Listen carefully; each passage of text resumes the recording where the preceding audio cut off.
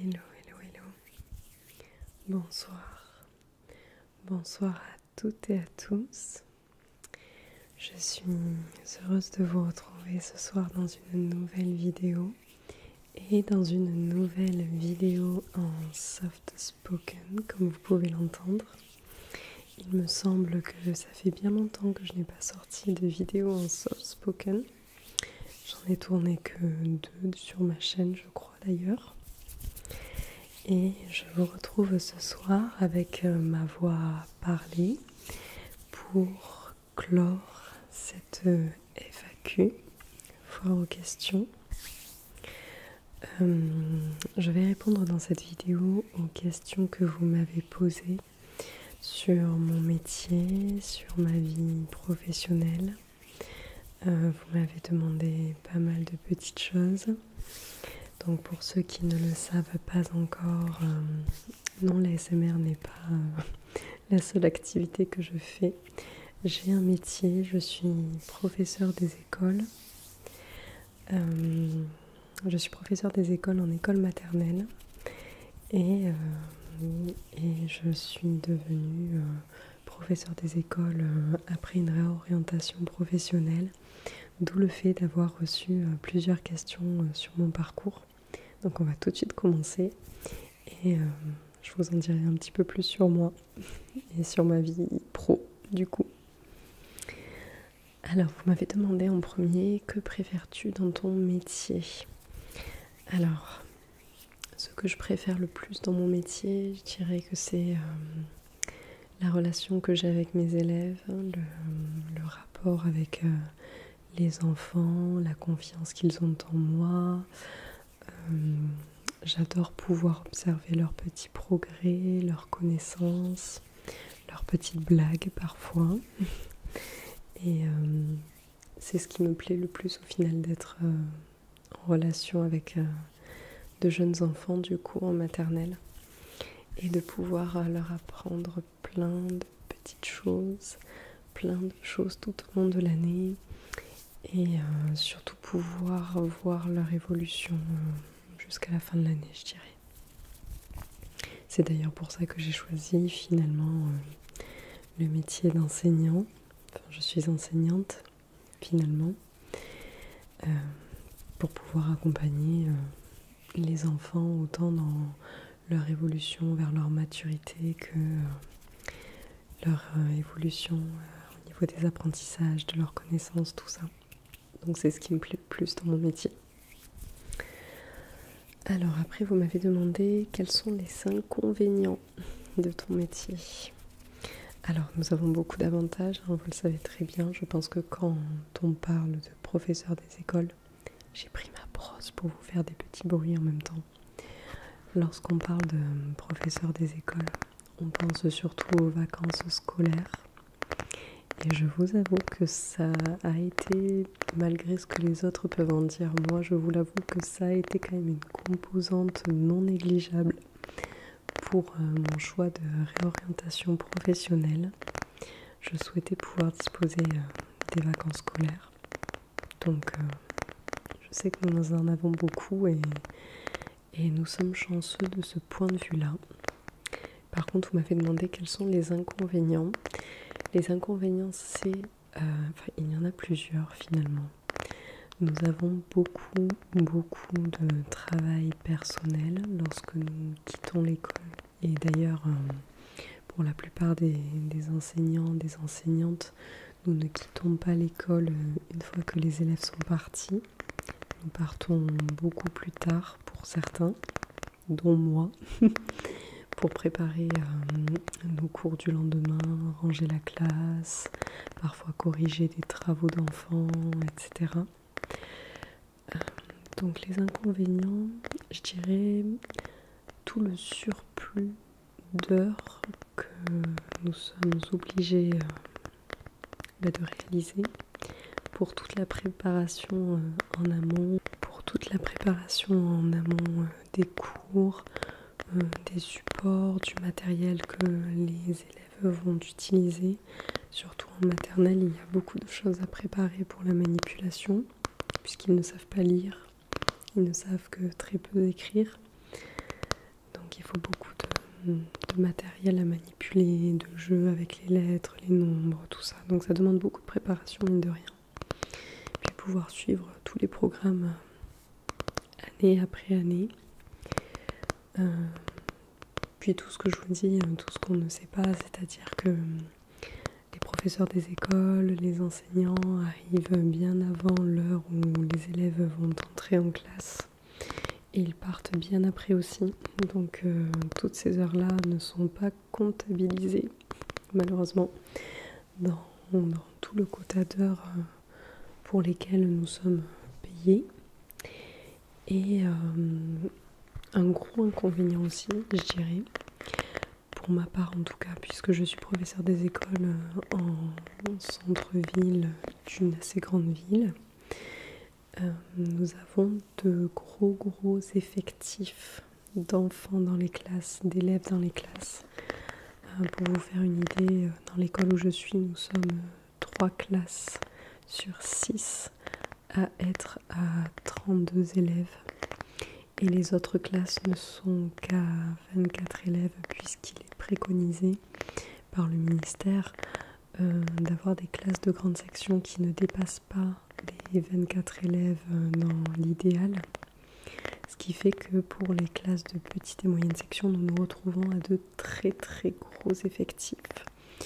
Et lorsque nous sommes parfois seuls, parfois nous avons un ATSEM, une ATSEM avec nous, qui est une personne qui travaille auprès du professeur au sein de la classe pour pouvoir l'aider parfois dans les apprentissages, mais aussi dans toute la gestion de ses enfants en bas âge. Et donc parfois nous les avons avec nous, parfois non. Et lorsque nous nous retrouvons seuls avec les 32, je peux vous dire que c'est du sport. Et ça demande beaucoup d'énergie, mine de rien. Ce métier demande beaucoup d'énergie. Donc même si nous disposons de beaucoup de vacances, il y a une bonne partie des vacances où nous travaillons, puisque nous préparons la période d'après sur cette semaine pour préparer les contenus pour après les vacances. Et il y a aussi toute la part des vacances qui nous permet de nous reposer, de souffler, parce que les semaines sont vraiment très sportives. Voilà quoi. Il faut garder la pêche, on va dire. Alors après, vous m'avez demandé depuis combien de temps es-tu maîtresse ? Alors je suis professeure des écoles depuis, je dirais 2 ans et demi. Je suis à ma 3e rentrée, donc finalement c'est assez récent. Surtout que la toute première année que j'ai faite, j'y étais en tant que stagiaire, donc à mi-temps sur une classe en binôme avec un autre stagiaire, vu que c'était mon année d'apprentissage d'après-concours. Et puis voilà, donc ma 3e rentrée, toute jeune, jeune, je suis plus très jeune. On va dire que je suis moins jeune que les personnes qui rentrent dans le métier directement après leurs études. Mais je suis jeune dans le métier, ça c'est sûr. Ensuite, vous m'avez demandé si tu n'avais pas été institutrice maternelle, qu'aurais-tu fait et pourquoi ? Alors justement, je vais pouvoir vous expliquer un petit peu plus ce que je faisais auparavant. Au tout début, après le lycée, après avoir passé le bac, j'ai passé un bac scientifique. Alors, juste avant de vous expliquer tout ça, je tenais quand même à vous informer que j'avais sorti, il y a un petit moment déjà, une vidéo sur comment j'étais devenue professeure des écoles, comment j'étais devenue maîtresse. Donc je vous invite à la regarder si ça vous intéresse pour en savoir un petit peu plus, ou tout simplement pour les chuchotements et le blabla. Mais sinon, au-delà de ça, je vais vous la faire assez courte. Après avoir passé un bac scientifique, je suis partie en médecine, à la faculté de médecine de la ville dans laquelle je vis depuis toujours, dans le but de devenir kinésithérapeute. Donc j'ai passé 2 fois le concours de médecine que je n'ai pas obtenu. Donc je me suis réorientée en en faculté générale, en faculté des sciences, pour faire une licence en sciences de la Terre et de l'environnement, puisque j'étais très attirée par les sciences naturelles. Donc j'ai fait cette licence-là. Après, j'ai enchaîné sur un master en surveillance et gestion de l'environnement. Du moins, c'était le nom de mon master à l'époque. Il me semble qu'il a changé maintenant, mais les enseignements doivent être pratiquement les mêmes. Et donc, j'ai réalisé mon master. Je suis quand même arrivée première de mon master, mine de rien. Donc, j'étais très impliquée dans mes études. J'ai fait mon stage de 6 mois pour terminer mon master, pour le valider. Et ensuite, je suis partie sur la grande étape de la recherche d'emploi. J'ai cherché un emploi donc dans des bureaux d'études, dans des collectivités territoriales pour travailler dans l'environnement, tout simplement. Pour travailler dans l'environnement, mais après plusieurs mois de recherche, j'avais passé pratiquement une quinzaine d'entretiens. Oui, une bonne quinzaine d'entretiens et je n'avais jamais été prise. J'ai seulement été prise une fois à un entretien que j'ai décliné par la suite puisqu'il était à l'autre bout de la France, de là où je vivais, et les missions qui étaient demandées dans cet emploi ne me correspondaient pas trop. J'avais très peu d'expérience et on me demandait déjà beaucoup de gestion d'équipe et tout ça. Donc j'ai préféré refuser et finalement j'avais déjà en tête de me réorienter puisque au sein de l'environnement on nous demande de faire beaucoup de déplacements. Forcément on part dans la nature. Moi j'étais dans la qualité des eaux, dans la surveillance et la gestion des eaux de surface et des eaux souterraines. Donc je devais me déplacer dans tous les petits endroits plus ou moins loin. Parfois il fallait faire 4 heures de route dans la journée, faire l'aller-retour pour aller prendre des échantillons d'eau, toutes ces choses-là. Et c'est un style de vie qui ne me convenait absolument pas. Et ensuite, du coup, ça m'a permis en tout cas de réfléchir à tout ça, cette période-là. J'ai réfléchi et je me suis renseignée aussi sur le CNED, sur toutes les formations qui étaient proposées. Et j'ai toujours eu en tête, on va dire depuis longtemps, mais j'en ai jamais fait ma priorité, j'avais toujours en tête d'essayer de passer le concours pour devenir professeur des écoles. Alors ça ne vient pas de nulle part. J'ai toujours adoré jouer à la maîtresse. J'ai toujours adoré mes professeurs des écoles. Donc en maternelle, j'ai pas vraiment de souvenirs, mais à l'élémentaire, j'ai bien aimé cette période-là. Et en plus de ça, j'ai mes 2 grands-mères qui étaient dans leur vie professeurs des écoles. Donc tout ça, tout ce micmac-là a participé au fait que je souhaite passer le concours de professeur des écoles. Donc je me suis préparée à distance via le CNED, toute seule chez moi. Je me suis préparée toute seule et j'ai passé le concours en tant que candidate externe. Étant donné que j'avais déjà un master, je pouvais postuler. Voilà. Je vais vous prendre la télécommande de ma télé pour changer de bruit.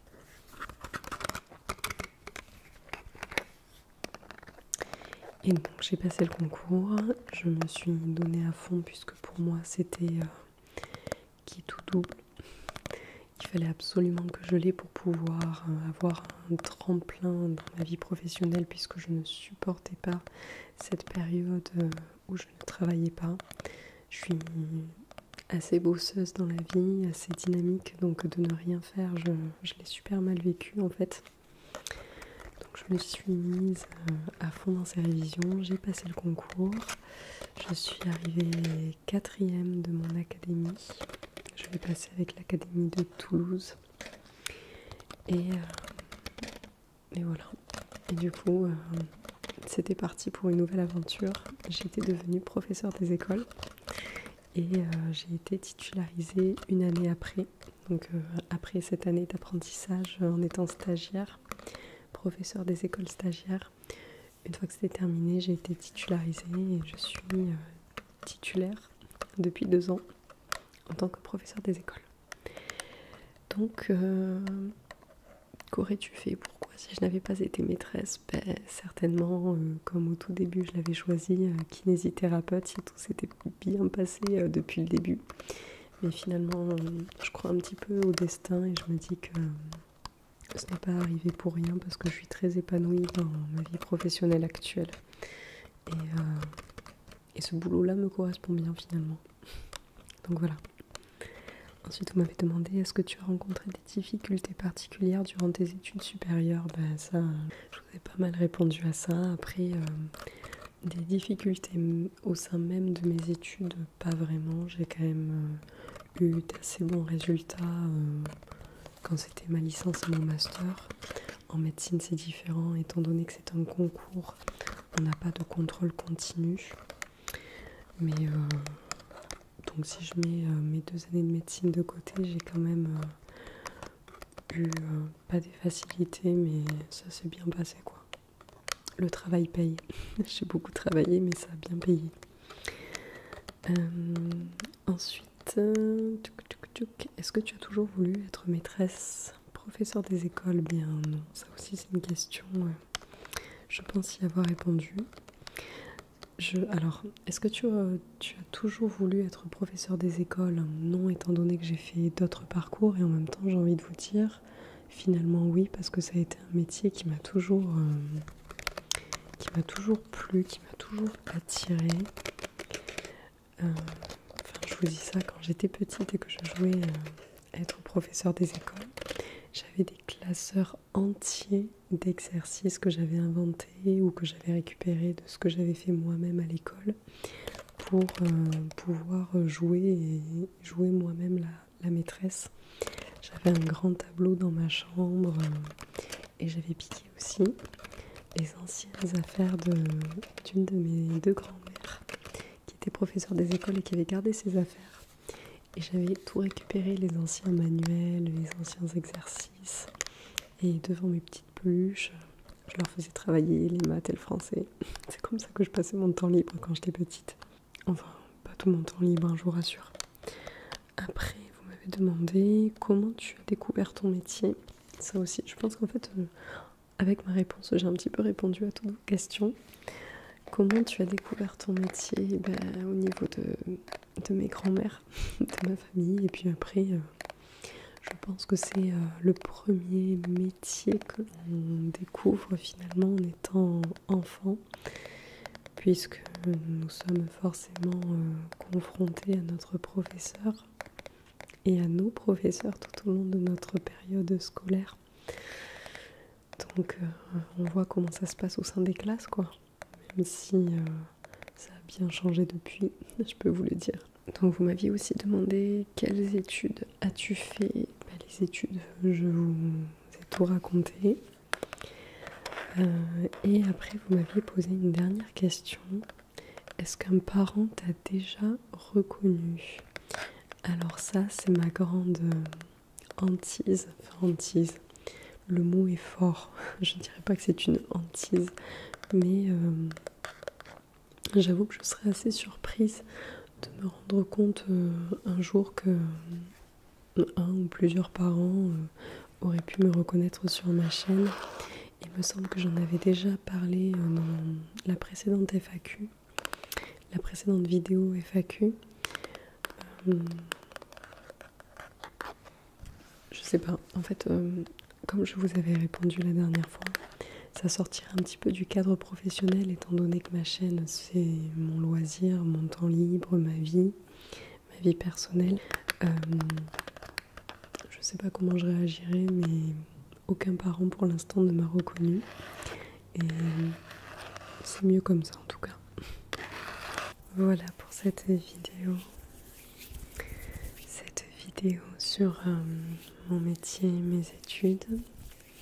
J'espère qu'elle vous aura plu. Cette vidéo ne sera pas très longue, étant donné que finalement je pensais avoir beaucoup de questions, mais beaucoup de questions se croisaient. Et en répondant à une question, je pense que j'ai finalement répondu au moins 5 questions à la fois. Si toutefois vous avez encore des interrogations me concernant ou que vous voulez me poser une question, n'hésitez pas, vous pouvez toujours me la laisser en commentaire et j'y répondrai dans une prochaine vidéo. Il faut que je me les note. J'en avais déjà, il y en avait certaines que vous m'aviez reposées, il faut vraiment que je me les note.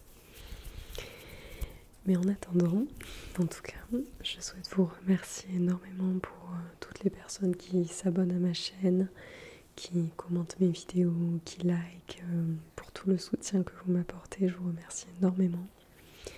Et je vous souhaite de passer une excellente soirée et aussi une excellente nuit. Et quant à moi, je vous retrouverai très vite, très prochainement dans une nouvelle vidéo. Dites-moi aussi ce que vous pensez des vidéos en soft spoken. Est-ce que je continue d'en tourner ou est-ce que je lâche l'affaire? Dites-moi ce que vous en pensez. J'espère que ma voix basse parlée pourra être relaxante pour vous. Bonne soirée. Bonne soirée. Bonne soirée.